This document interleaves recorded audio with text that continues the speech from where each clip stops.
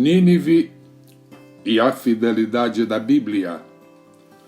Esta postagem não vai interessar as pessoas que utilizam a internet exclusivamente para entretenimento ou para buscar textos de autoajuda. Esta postagem se destina a pessoas que estão ansiosas por mergulhar em temas relacionados diretamente com o estudo das Sagradas Escrituras. Tudo o que lhe peço é que permaneça até o fim e depois compartilhe este texto com seus preciosos irmãos em Cristo. Falo hoje sobre a cidade de Nínive, que é mencionada na Bíblia pela primeira vez no capítulo 10 do livro de Gênesis. Assim está escrito: Cush gerou a Nimrod. Ele começou a ser poderoso na terra. Ele era um poderoso caçador diante do Senhor. Portanto, se diz, como Nimrod, o poderoso caçador diante do Senhor. E o início do seu reino foi Babel, Ereque, Acade e Calné, na terra de Sinear. A partir dessa terra ele foi para a Síria e construiu Nínive, etc. Nínive não volta a ser mencionada nas Escrituras até os dias do profeta Jonas, quando então ela é descrita como uma grande e populosa cidade, a capital florescente do Império Assírio. Como referência você pode buscar segundo livro dos Reis, capítulo 19, verso 36, Isaías capítulo 37, verso 37. Em Jonas capítulo 3, verso 3 está escrito assim: Então Jonas se levantou e foi para Nínive, de acordo com a palavra do Senhor. Nínive era uma cidade extremamente grande, que requeria uma viagem de 3 dias em sua extensão. Jonas capítulo 4, versículo 10. Então o Senhor disse: Se eu não tiver compaixão de Nínive, a grande cidade em que há mais de 120 mil pessoas que não sabem a diferença entre a mão direita e a esquerda. O livro do profeta Naum é quase exclusivamente tomado com denúncias proféticas contra a cidade de Nínive. Por exemplo, sua ruína e desolação absoluta são previstas diretamente, capítulo 1, versículo 14, capítulo 3, versículo 19, etc. Outro profeta que previu a destruição de Nínive foi Sofonias. Veja isto no seu livro, capítulo 2, versos 13 a 15. Sofonias previu a destruição de Nínive juntamente com a queda do império do qual era a capital.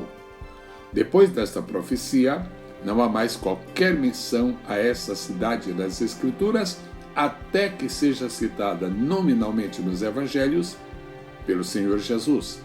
Mateus capítulo 12, verso 41, diz assim: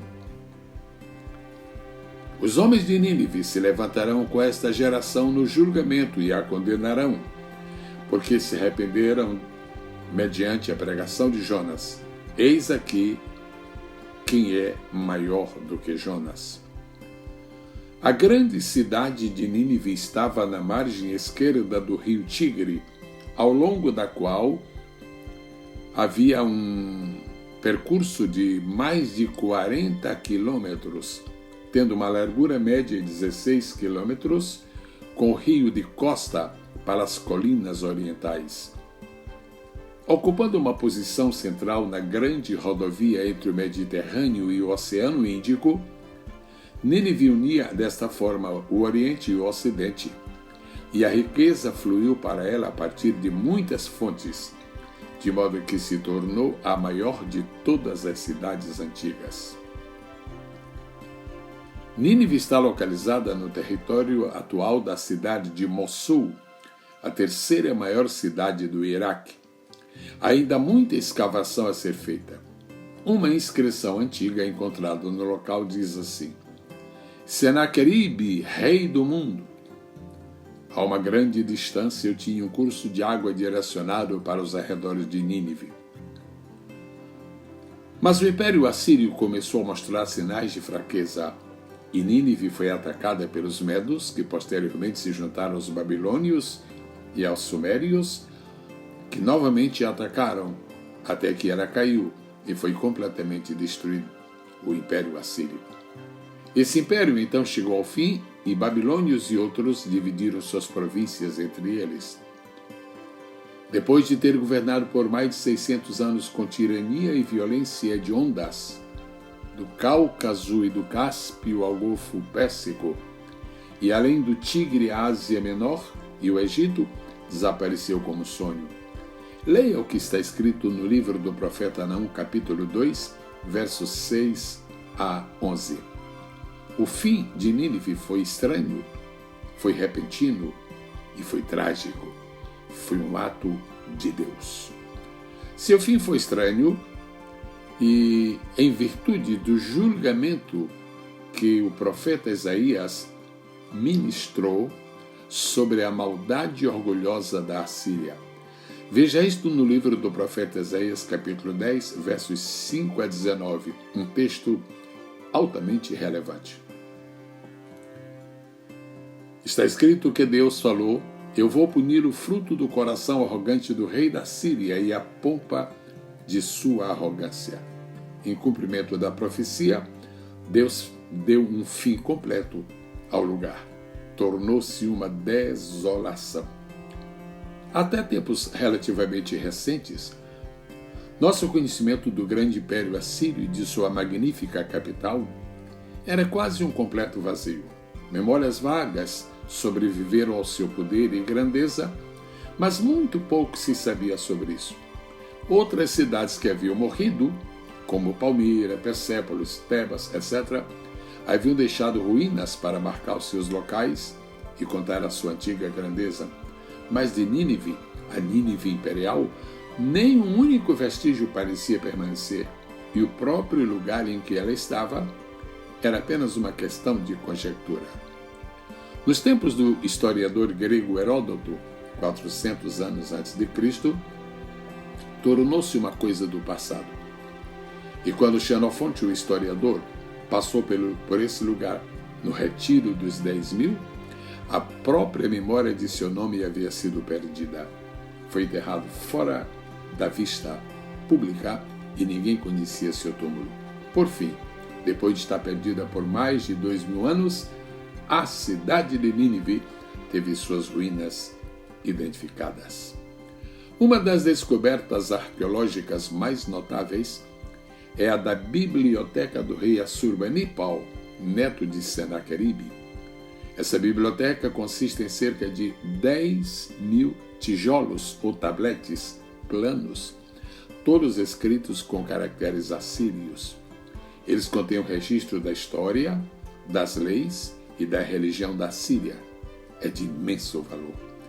Essas estranhas folhas de argila, encontradas na Biblioteca Real, foram o mais valioso de todos os tesouros da literatura do Velho Mundo. A biblioteca contém também documentos acadianos antigos, que são os documentos mais primitivos ao dispor da sociedade atual. E eles datam até provavelmente a época de Abraão.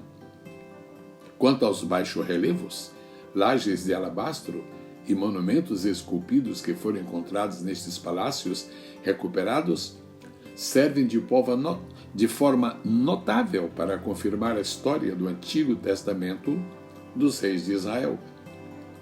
O aparecimento das ruínas mostra que a destruição da cidade deveu-se não apenas ao inimigo, mas também a ações da água e do fogo, confirmando assim as antigas profecias referentes a ela.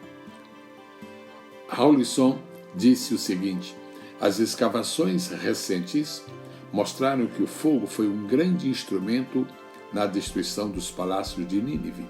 Alabastro calcinado, madeira carbonizada e carvão, estátuas colossais divididas com calor, são identificadas em parte dos montes de Nínive e atestam a veracidade da profecia bíblica.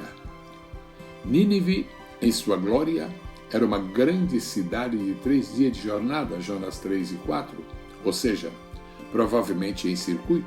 Isso daria uma circunferência de aproximadamente 90 quilômetros.